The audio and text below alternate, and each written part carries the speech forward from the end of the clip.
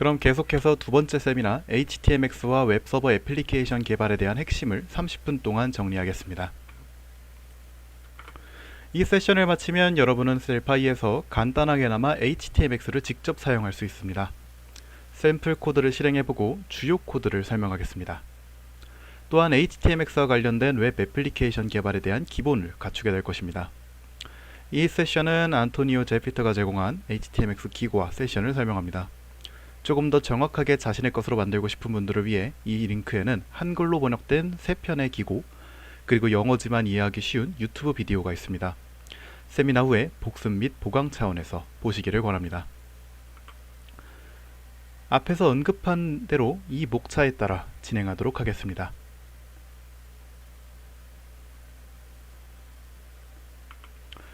하이퍼텍스트 트랜스포 프로토콜, 즉 HTTP는 표준 통신 규약으로 웹 브라우저와 웹 서버가 서로 데이터를 주고받는 데 사용됩니다.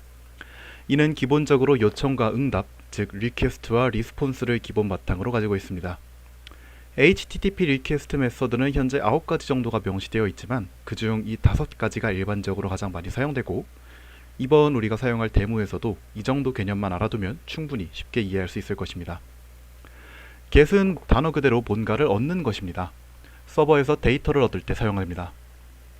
서버에게 데이터를 전달할 필요는 없고 얻고 싶은 리소스의 위치를 말하고 그저 받아오기만 하면 됩니다. 포스트는 우리가 흔히 볼 수 있는 포스트, 즉 우편물을 보내는 것을 연상하면 됩니다. 서버에게 어떠한 데이터든지 전달할 때 사용합니다. 그래서 그 데이터를 서버가 처리할 수 있도록 합니다. 이는 서버 리소스에 변화를 주는 경우가 대부분이며 특히 서버에 데이터를 추가하고 싶을 때 많이 사용됩니다. delete는 서버에 있는 리소스를 제거하라고 요청할 때 사용합니다. get과 마찬가지로 서버에 데이터를 전달할 필요가 없으며 그저 삭제하고 싶은 리소스의 위치를 말해주면 됩니다.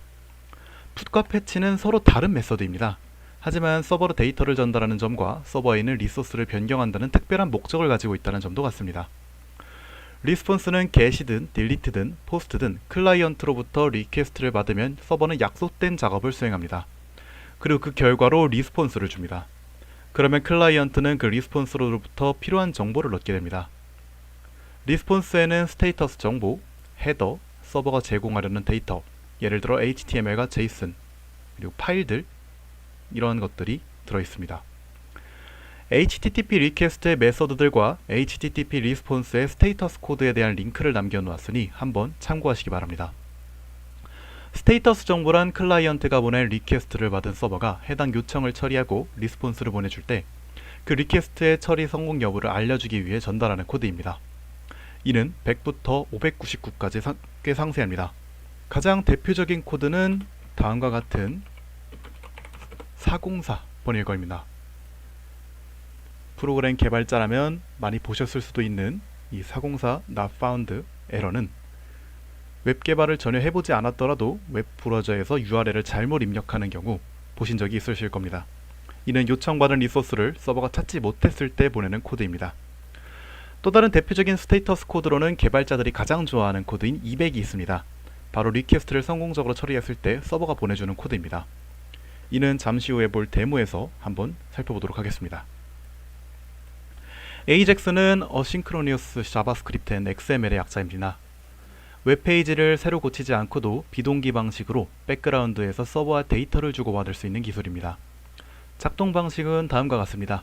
먼저 사용자가 웹브라우저 안에서 페이지의 어떠한 행위, 예를 들어 버튼을 클릭하는 등의 행위를 수행하면 자바스크립트는 웹브라우저에서 백그라운드 작업이 수행되면서 서버로 리퀘스트를 보냅니다. 서버는 받은 리퀘스트에 대한 약속된 작업을 수행하고 그 결과를 리스폰스 해줍니다. 즉 응답하게 해주는 겁니다. 마지막으로 자바스크립트는 백그라운드에서 해당 웹페이지의 일부를 업데이트합니다. 따라서 사용자에게 제시되는 웹페이지 화면이 방해받지 않습니다. 그 결과 웹서버, 웹브라우저, 네트워크 모두 부하가 감소하게 됩니다. 현재 웹 개발자가 되기 위해서 배워야 할 기술들은 너무 많습니다. 더 나아가 웹 클라이언트에서도 데이터를 유지하는 경우가 많다 보니 서버와 클라이언트 사이의 데이터의 일관성을 보장하는 기술도 요구됩니다. 인터넷이 유행하던 초기에는 웹서버에 정적인 HTML 문서를 두고 클라이언트, 즉 웹브라우저의 요청을 받으면 그 HTML 문서를 전달해주는 방식이 대부분이었습니다. 그러다가 조금 더 발전해서 서버의 데이터베이스 등을 이용해 직접 HTML 문서를 만들어서 보내주게 됩니다. 하지만 HTML 문서 전체를 처리하는 방식은 서버, 클라이언트, 네트워크 모두에 부담이 크다는 문제가 있었습니다. 그러다 보니 사용자가 요청을 하고 필요한 결과를 얻기까지 시간이 오래 걸렸습니다. 이런 문제를 해결하는 노력의 결과 앞에서 설명한 HX, 즉 비동기에서 필요한 내용만 서버와 클라이언트가 주고받는 기술입니다. 그리고 그 이후에도 웹서버와 웹클라이언트 쪽 기술과 표준이 계속 발전하면서 웹클라이언트 쪽 기술 스택이 크게 발전했고 지금에 이르렀습니다. 물론 지금의 많은 웹개발 기술은 모두가 필요하기 때문에 생겼고 많이 사용되고 있습니다. 하지만 웹개발이 그렇게 과도하게 복잡할 필요가 없는 경우도 상당히 많습니다. 특히 일반적인 업무용 웹에서는 그저 모든 것을 서버에서 처리하고 거기에 AJAX 기술을 사용할 수 있으면 충분한 경우가 많습니다. HTMX는 이를 손쉽게 구현할 수 있도록 하는 기술입니다. HTMX 그 자체는 자바스크립트의 라이브러리입니다. 그런데 한편으로는 HTML의 확장이기도 합니다. 모든 로직이 HTML 안에 들어가기 때문에 개발자 입장에서는 이 HTMX 자바스크립트 라이브러리를 사용하면 직접 자바스크립트를 작성할 필요 없이 HTML만 다루면 됩니다. 한번 주요 특성을 보겠습니다. 우선 HTMX는 표준 HTTP 요청을 사용합니다. 이 요청은 AJAX 방식으로 작동하게 됩니다. 모든 클라이언트 렌더링을 서버 쪽에서 제어하기 때문에 이 점이 가장 중요합니다. 클라이언트에 필요한 모든 업데이트는 서버에서 제공합니다. 물론 제공될 리스폰스는 서버의 로직에 의해 동적으로 작성됩니다. 그리고 또한 페이지의 일부분만 업데이트하기 때문에 이는 앞서 설명한 AJAX 방식이기 때문에 부하가 적어지고 리소스 사용도 줄어들게 됩니다. 마지막으로 어떠한 백엔드 기술과도 쉽게 통합될 수 있습니다. 백엔드 서버에서 HTMX가 처리할 수 있는 리스폰스를 제공하기만 하면 되기 때문입니다. 그리고 그러한 리스폰스를 만들기 위해 웹서버가 PHP를 사용하든 자바를 사용하든 아니면 델파이를 사용하든 전혀 상관이 없습니다. 이러한 HTMX의 장점은 다음과 같습니다. 첫 번째로 매우 가볍다는 것입니다. 물론 차이가 나봐야 몇백 킬로 정도의 차이가 날 수 있지만 모든 웹개발자들은 이러한 몇백 킬로바이트 차이에 굉장히 민감합니다. 특히 첫 웹페이지가 얼마나 빠르게 사용자에게 보여주는지는 굉장히 중요하기 때문입니다. 다음으로는 의존성이 전혀 없습니다. 클라이언트 쪽에서 자바스크립트 기술을 복잡하게 다루지 않아도 됩니다. 그리고 HTML 중심 방식이므로 웬만한 개발자라면 금방 익숙하게 관리할 수 있습니다. HTMX가 AJAX를 구현한다고 앞에서 설명했습니다. 하지만 전통적인 AJAX와 다르게 AJAX 동작을 HTML 태그 안에 직접 넣는 방식입니다. HTMX 예문 하나를 보겠습니다. 먼저 HTML 태그의 구조를 설명하겠습니다. 이는 매우 간단합니다. 웹 문서의 각 요소는 꺽쇠로 감싸게 됩니다. 이를 엘리멘트라고 합니다. 그리고 이 엘리멘트 안에는 그 엘리멘트의 속성을 여러 개 넣을 수 있습니다. 이는 공백으로 구분하고 이퀄 사인을 이용해 값을 지정합니다. 이를 애트리뷰트라고 합니다. 엘리멘트는 일반적으로 앞뒤 한 쌍으로 구성되며 그 사이에 그 엘리멘트의 내용을 담을 수 있습니다. 위 예문에서는 클릭하세요가 버튼의 표면에 표시됩니다. 위 예문 두 줄에는 각 줄마다 태그, 즉 웹문서용 엘리멘트가 하나씩 있습니다. 즉 버튼과 디비전이 있습니다. 그리고 그 안에는 모두 3개의 애트리뷰트가 있습니다. 만일 클릭하세요라고 적힌 이 버튼을 클릭하면 백그라운드에서 웹서버로 get 요청이 가고 그 결과로 받은 리스폰스의 데이터는 디비전 안에 표시하라는 코드입니다. AJAX가 수행되도록 하는 명령은 이 버튼 엘리멘트에 있는 hx로 시작하는 2개의 애트리뷰트가 있습니다. 사실 사용자가 클릭했을 때 리퀘스트를 보내려면 리퀘스트를 발동할 이벤트를 명시하는 hx 트리거에 클릭이 지정되어 있어야 하지만 HTMX는 버튼의 경우 클릭 이벤트가 트리거로 기본 설정해 놓았기 때문에 개발자가 직접 적지 않아도 됩니다. 어쨌든 지금 HTMX 명령을 한번 분석해 보겠습니다. hxget은 get request를 명시된 엔드포인트로 보냅니다. 즉 최상위 지점 바로 아래 엔드포인트 위치에 있는 리소스에 대해 get을 요청합니다. hx타겟은 서버에서 보내줄 리스폰스의 데이터를 샵 뒤에 있는 문자열 id로 가지고 있는 엘리멘트에 담아 업데이트 해줍니다. 즉 그 아랫줄에 있는 디비전 태그 안에 넣습니다.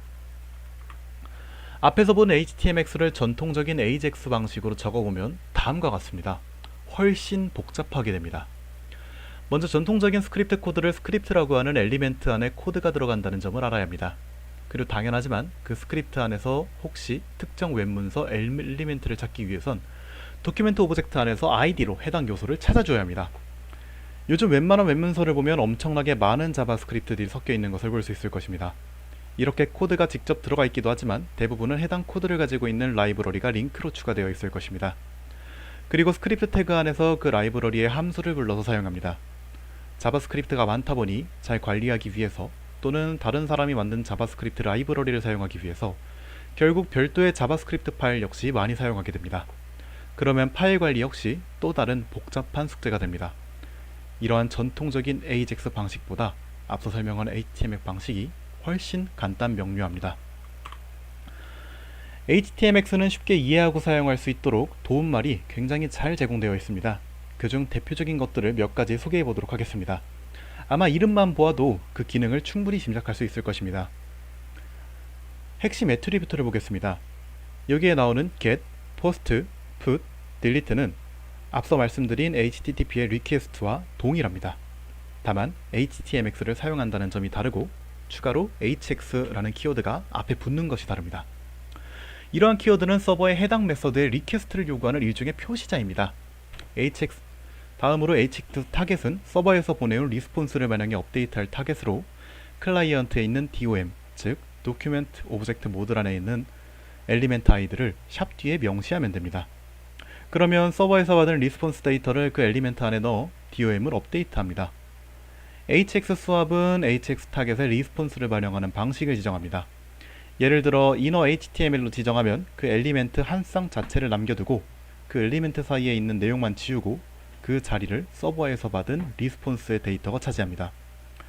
outer html이라고 지정하면 그 엘리멘트까지 모두 지우고 그 자리를 서버에서 받은 리스폰스의 데이터가 차지하게 됩니다. 만일 엘리멘트를 매번 통째로 바꾸지 않고 기존 내용을 그대로 둔 채 리스폰스로 받은 데이터를 더 추가하고 싶다면 before end, after begin 등을 사용할 수 있습니다. 따라서 매우 효율적인 처리, 예를 들어 매우 큰 데이터를 잘라서 가져올 경우 이렇게 하면 서버, 클라이언트, 네트워크 모두 부담이 적습니다. 디폴트는 inner HTML입니다.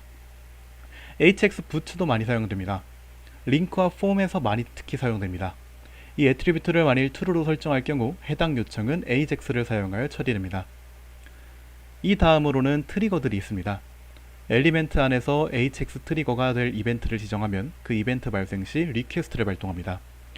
예를 들어 디비전 엘리멘트에도 hx 트리거로 마우스 오버를 명시한다면 사용자가 그 디비전 위에 마우스를 올렸을 때 AJAX 방식으로 리퀘스트를 보내게 됩니다. 앞에서 우리가 본 예문에서도 설명했지만 버튼의 경우에는 HTMX와 이미 클릭이 되면 리퀘스트가 발동이 되도록 해놓기 때문에 개발자가 이를 명시하지 않아도 작동했던 것입니다. 물론 주기적으로 리퀘스트를 발동할 수도 있습니다. 예를 들어 every 2second로 지정하면 2초마다 자동으로 리퀘스트를 보냅니다. 사용자가 아무 행위를 하지 않아도 자동적으로 보내게 됩니다. 또한 웹문서의 엘리멘트에서 이벤트 리서너를 등록해두고 해당 요소에서 특정 이벤트가 발생할 경우 사용자 정의의 자바스크립트를 실행하도록 할 수 있습니다. 앞서 이야기했지만 이런 코드가 전부 HTML 태그 안에 들어있습니다. 이는 자바스크립트를 직접 쓰는 전통적인 방식과 다르게 더욱 명확하고 단순합니다. 이번에는 다른 자바스크립트 프론트엔드 프레임워크와 비교해 보겠습니다. 물론 HTMX와 타 프레임워크 하나만을 고집하여 사용하는 것은 굉장히 어려운 일입니다. 이는 저마다 장단점이 있기 때문에 각자의 목적에 가장 알맞은 방식을 선택할 필요가 있습니다. 이러한 비교가 HTMX가 반드시 더 뛰어나다고 방증하는 것은 아닙니다. 대부분의 자바스크립트 프레임워크들, 즉 리액트, 뷰, 앵귤러 등은 웹 개발에서 말하는 상태 관리, 즉 진실한 원본을 다루기가 어렵습니다. 일반적으로 데이터는 서버의 데이터베이스 안에 가지고 있습니다.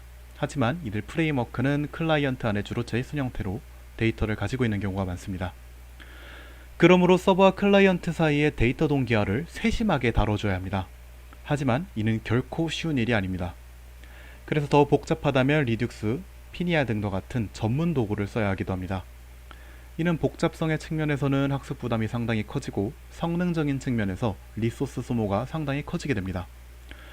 물론 이와 같은 문제를 HTMX가 해결해 줄 수 있습니다. HTMX는 복잡한 상태 관리가 필요하지 않고 이해하기 쉬우며 사용하기 간편합니다. 또한 서버 주도형 방식으로 앞선 복잡한 일들을 전부 서버에서 수행합니다. 우선 우리는 델파이로 웹서버를 만들 때 웹브로커를 사용할 것입니다. 웹브로커는 RAD 스튜디오 안에 들어있는 개발 프레임워크로 이를 기반으로 웹 애플리케이션 또는 웹 서비스를 만들 수 있습니다. 사실 웹상에서는 그다지 널리 사용되지는 않습니다. 그래서 짧게나마 설명하고 넘어가겠습니다. 웹브로커는 RESTful 서비스, SOAP 서비스 등을 지원하며 견고한 서버 쪽 애플리케이션을 구축하는 기반을 제공합니다. 이는 HTMX와 함께 사용하기에도 좋습니다. 주요한 특징은 다음과 같습니다. HTTP 리퀘스트와 리스폰스를 다룬다. 표준 웹 기술인 HTML, CSS, 자바스크립트를 지원한다. 다중 사용자를 다룰 수 있도록 확장 가능한 아키텍처를 갖추고 있으며 도커 이미지를 통해 확장하기도 쉽다. 웹 브로커는 핵심 컴포넌트들로 구성되어 있는데 이는 다음과 같습니다. T-웹 모듈은 웹 액션을 담는 컨테이너입니다. 다른 프레임워크에서 라우터가 하는 역할을 이들이 수행합니다. 웹 액션 아이템은 HTTP 리퀘스트를 받았을 때 처리할 특정 액션을 정의합니다. 그리고 T-웹 리퀘스트, T-웹 리스폰스가 있습니다. 이들은 데모를 보면 금방 이해하실 수 있을 것입니다. 이제 한번 코딩을 해보겠습니다. 이는 기고와 세미나에서 설명한 내용을 기반으로 요약했습니다. HTMX를 사용하기 위해서 웹서버 애플리케이션을 먼저 만들어 주어야 합니다. 그러니 웹 브로커를 사용해 웹서버 애플리케이션을 먼저 만듭니다. 이는 마법사를 이용해 웹서버 애플리케이션을 만들고 실행할 수 있습니다. 이번 세미나에서는 이 과정을 생략하고 HTMX 활용부터 진행하도록 하겠습니다. 여기 나와 있는 기고 비디오 참고 버튼을 클릭하면 전체 합쳐서 5분도 안 되는 분량으로 쉽게 웹 브로커를 이용해 웹서버 애플리케이션을 만들 수 있을 것입니다.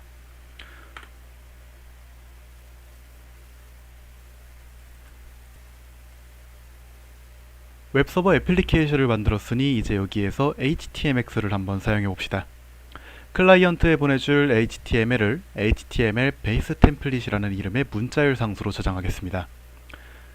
이런 HTML을 담을 상수들을 보관할 유닛을 앞에서 미리 만들었으니 HTMX를 사용해서 보내줄 HTML들도 그 유닛에 넣겠습니다. 보게 되면 HTML 템플릿이라는 유닛에 이미 다음과 같은 코드를 넣어두었습니다. 여기에서 주의 있게 봐야 될 사항은 스크립트, 소스 코드, 그리고 다음과 같은 URL이 들어있다는 것입니다. 이 HTML의 헤더 안에 다음과 같은 스크립트를 추가해주면 HTML은 HTMX를 사용할 수 있습니다. 루트 폴더에 대한 리퀘스트를 받았을 때 전달해줄 HTML 코드를 HTML 베이스 템플릿이라는 상수에 현재 넣어두었습니다. 이제 웹 모듈 유닛 1 파일을 폼 디자이너에서 열어주고 오브젝트 인스펙터의 액션스 값을 클릭하여 웹 모듈 아이템 목록을 열어줍니다. 그럼 다음과 같이 웹 모듈의 아이템 목록들이 표시가 됩니다. 이 중에서 디폴트 핸들러를 선택해주고 오브젝트 인스펙터에서 이벤트 탭을 연 다음 온 액션 이벤트 값을 더블 클릭하여 루트 폴더에 대한 리퀘스트가 왔을 경우 어떻게 동작할지 소스 코드를 편집합니다. 현재는 response.content에 아까 만들어둔 HTML 베이스 템플릿을 넣어둔 것을 볼 수 있습니다.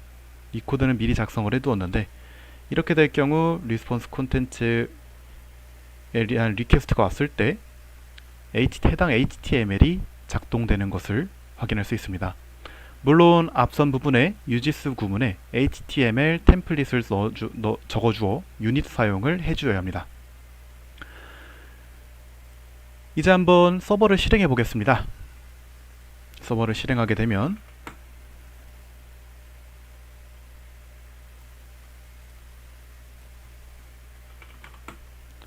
다음과 같이 델파이 백엔드 웹 애플리케이션이 작동된 것을 볼 수 있습니다. 물론 지금은 CSS를 미리 적용해 둔 상태이기 때문에 다음과 같이 예쁘게 나온 걸 볼 수 있습니다. 클릭을 할 경우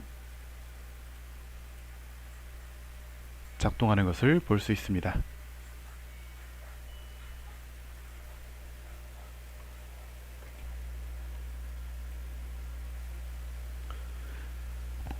이제 한번 실행해 보도록 하겠습니다. 그러면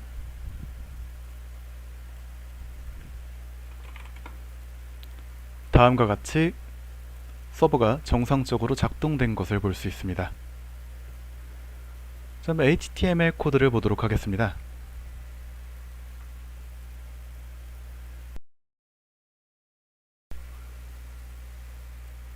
보게 되면 클릭하세요 버튼을 누를 경우 헬로 월드가 리퀘스트가 오는 걸 볼 수 있습니다. 또한 스테이터스 코드, 즉 코드 상태는 처음에 말씀드렸던 200, 즉 리퀘스트가 성공적으로 됐다는 것을 볼 수 있습니다.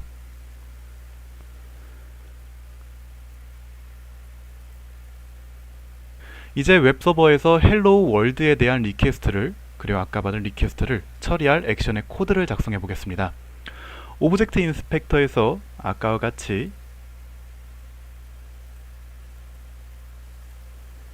액션을 클릭하여 새로 추가하기 버튼을 통해 새로운 액션을 추가해 보였습니다. 이름은 hello world로 하겠습니다. 패스인포에는 /hello world를 넣어줍니다. 이 경우 메서드 타입은 크게 의미는 없지만 empty get으로 지정하여 get 이벤트를 처리하도록 하겠습니다. 그 다음에 이벤트 탭을 열어 액션을 더블 클릭하여 이 코드가 수행할 코드를 작성해 보도록 하겠습니다. 이번에는 미리 준비한 코드를 넣을 건데, 여기에서는 클라이언트의 hx 타겟 엘리멘트의 값을 대체할 문자열을 반환해 보겠습니다. response.contents 반가워요 라고 적어 보도록 하겠습니다.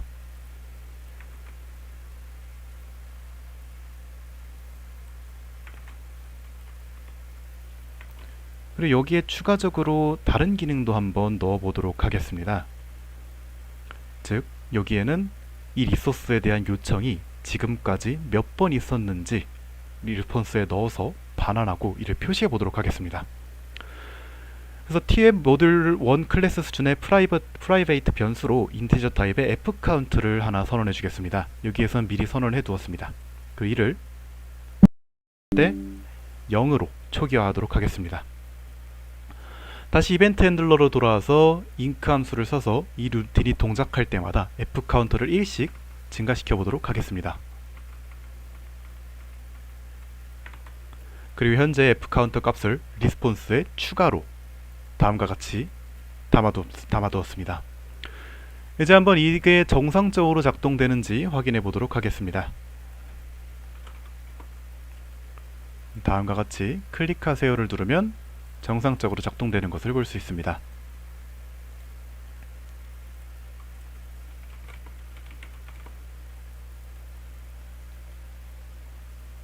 이처럼 얼마든지 서버에 원하는 구현을 넣을 수 있습니다. 이제 추가적으로 조금 더 복잡한 코드를 넣어보고 데모를 마치도록 하겠습니다. 그러기 위해서는 루트 리퀘스트를 받았을 때 보내줄 HTML, 즉 HTML 베이스 템플릿 문자열 상수에 몇 가지 HTML 코드를 추가해 보도록 하겠습니다. 이번엔 폼 엘리멘트를 하나 추가해 보겠습니다. 이 안에는 입력창과 서브밋 버튼을 넣어 보도록 하겠습니다. 먼저 코드를 보고 자세히 설명드리도록 하겠습니다.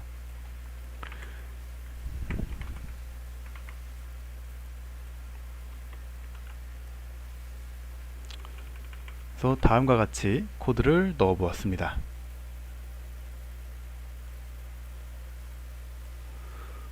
입력창의 이름은 edit이라고 하고 disabled로 처리한 뒤 현재 비활성화 상태임을 알렸습니다. 다음 코드에서 확인할 수 있습니다. 버튼에는 편집하기라는 글자가 표시되도록 되어 있고, 이 엘리멘트들을 둘러싸고 있는 이 폼에는 hx-get/edit을 정의하고 hx-swap outer html 로 지정하여 edit에 대한 get request를 받을 경우 이 폼 자리를 통째로, 즉 이 부분을 통째로 리스폰스의 내용으로 교체하도록 만들어 두었습니다. 그러면 이제 이 /edit에 대한 리퀘스트를 받았을 때 제공해서 폼 엘리멘트 자리에 통째로 들어갈 HTML을 한번 만들어 보겠습니다. 즉 대체될 HTML을 한번 넣어 보겠습니다. 여기에서는 cEdit이라는 이름의 문자열 상수를 만들어서 이를 해보도록 하겠습니다.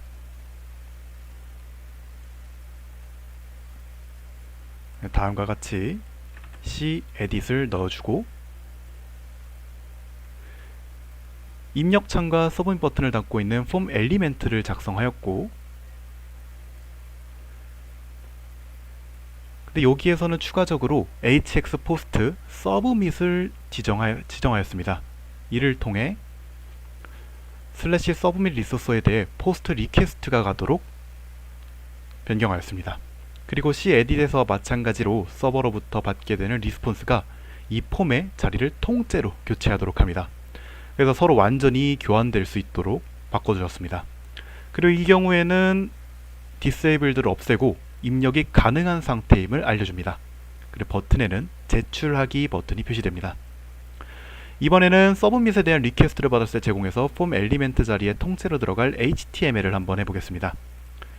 이는 cSubmit 문자열 상수를 만들어 보도록 하겠습니다.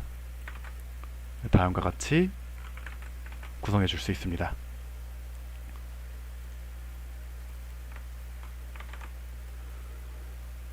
이는 HTML 베이스 템플릿에 원래 있던 부분과 거의 같습니다만 조금 표시를 내기 위해 키보드 엘리멘트를 하나 추가했고, 이 안에 들어갈 내용은 일단 델파이의 문자열 자리 표시자인 %s를 넣어두었습니다. 이제 웹 모듈로 가서 슬래시 에딧과 서브밋에 대한 리퀘스트를 처리할 액션을 만들어 보도록 하겠습니다. 웹 모듈로 돌아가서 아까와 같이 프로퍼티 웹 액션 아이템을 들어가 줍니다. 그래서 우리는 두 가지를 추가해 줄 것입니다.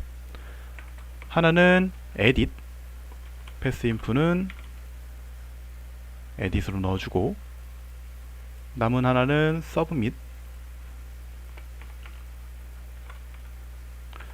그리고 경로도 지정해 주도록 합니다.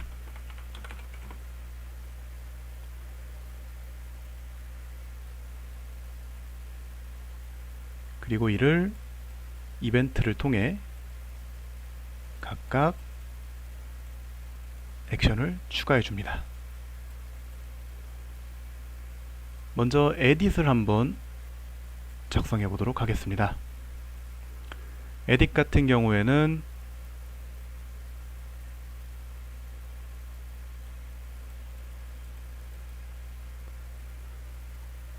다음과 같이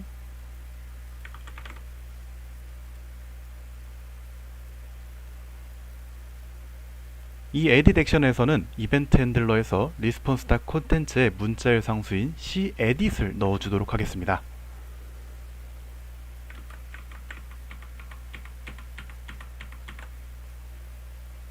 그리고 서브밋 액션에서는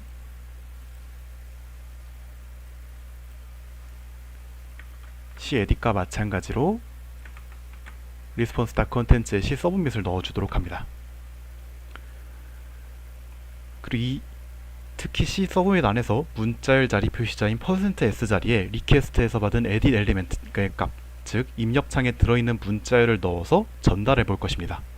그러면 사용자가 입력한 내용인 키보드 엘리멘트 안에 표시될 것입니다. 근데 만일 여기서 우리가 이 상태로 서버를 작동한다고 하면 굉장히 리스크가 클 수 있습니다. 왜냐하면 서버에서 리퀘스트 오브젝트를 통해 안에는 리퀘스트로 전달된 폼의 모든 내용을 접근할 수 있고 그것을 사용하는 작업을 할 수 있다는 점입니다. 이렇게 사용자가 입력한 내용을 서버에서 처리할 때 보안상 중요한 점이 있습니다. 웹에서 이런 형태의 입력창에 악성 스크립트를 넣어서 보내는 인젝션 공격에 상당히 취약해질 수 있습니다. 예를 들어 스크립트로 시작하는 스크립트 코드를 사용자가 넣더라도 서버에서는 이것이 스크립트가 아니라 단순한 문자열로 변환 후 처리하지 않으면 스크립트를 처리하게 됩니다. 따라서 이를 막기 위한 방법이 인코드하는 방법입니다. 즉 tNetEncoding.html 인코드 메서드로 한번 처리해주면 됩니다. 방법은 다음과 같습니다. 간단하게 소개를 해보자면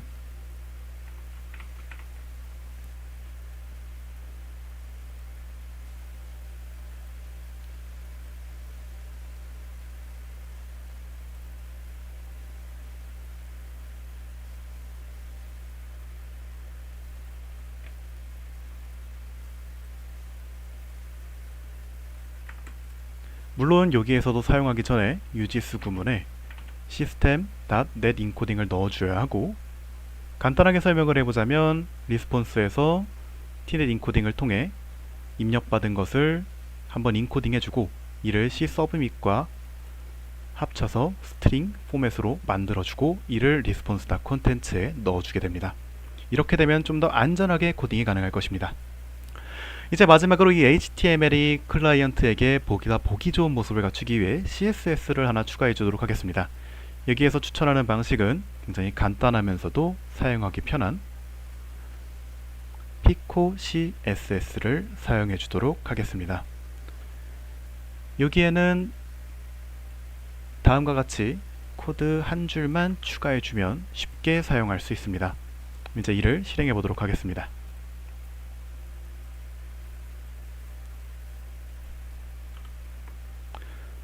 그렇게 되면 클릭할 경우 몇 번 호출을 받았는지도 볼 수 있고, 현재 비활성화 상태인 편집기를 편집기가 클릭할 경우 활성화가 되고